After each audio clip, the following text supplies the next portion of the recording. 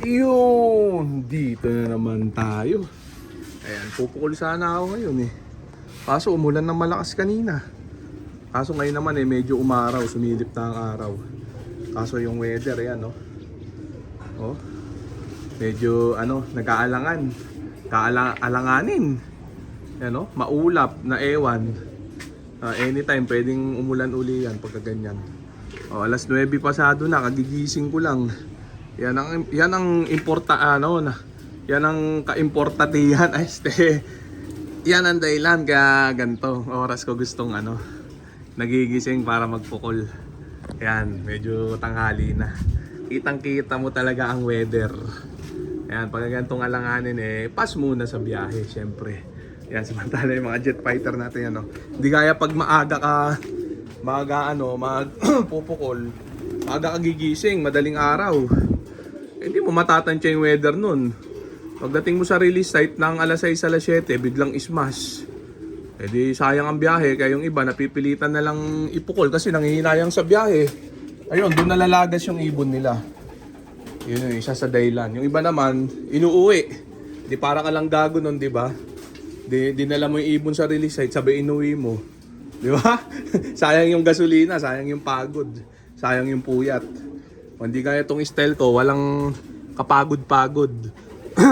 Gising ng alas 9 pasado, tignan ng weather, kung uubra, di ba? Doon madidesisyonan mo kung pass o tuloy, di ba? Ganun lang, simple sistema.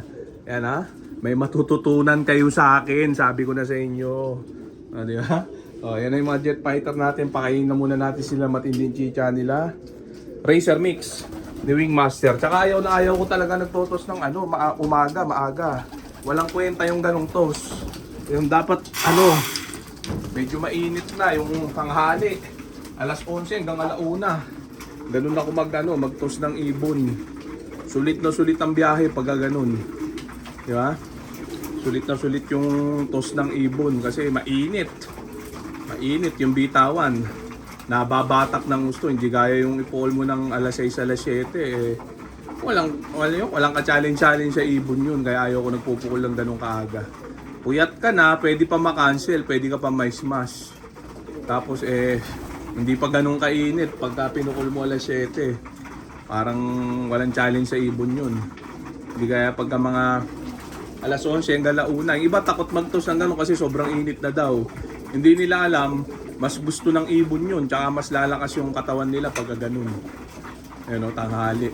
Pagka mid-toss nga ng derby na, tanghali din, ganung oras din ako mag-mid-toss Ayun, talagang batak na batak ang ibon, bukang-buka ang baga pag ganun. Toss mo ba naman ng tirik ang araw di ba? Ang lakas ng ibon pag ganun.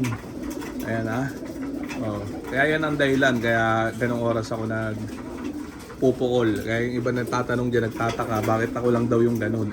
Ganun talaga, di ba? Pag gusto mong manalo, baliktarin mo yung sinasabi ko. Di ba? Gayahin mo yung iba.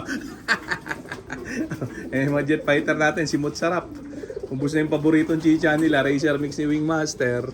Parorondahin ko lang sila, yan tama nga ang hinala. Uulan na naman, Kanina, sumilip ang araw, pero wala na uli. Uulan na uli.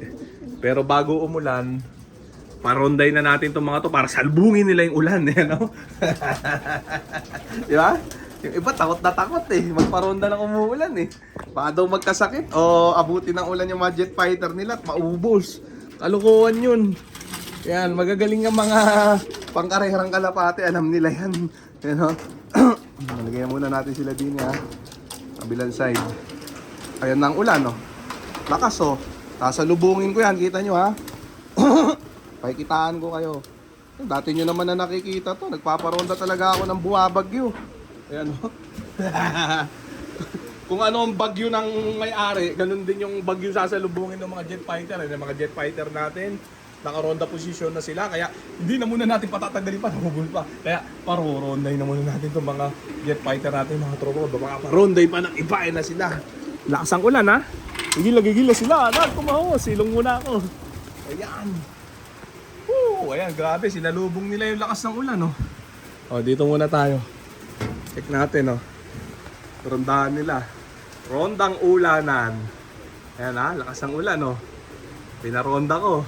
Bawal baby niya mga yan. Ngayon mga nang baby ng ibon dyan, tigil-tigilan nyo na yung mga pinaggagawa nyo sa buhay nyo, sa ibon nyo. Ayan o. Parondayin nyo ng umuulan para masanay.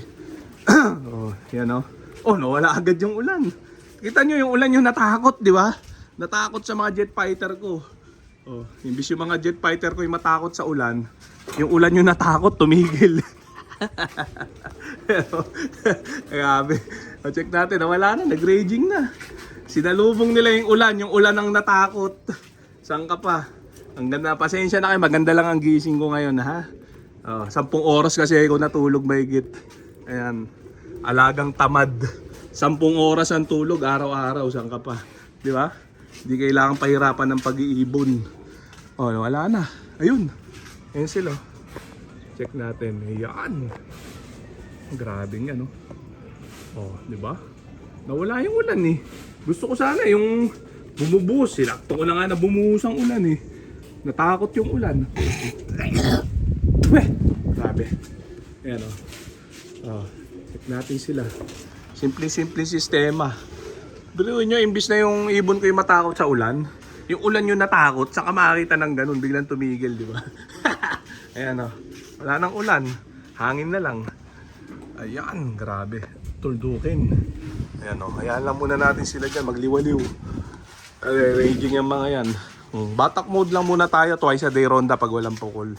Para manatiling naka-precon yung mga baga nila, stamina nila.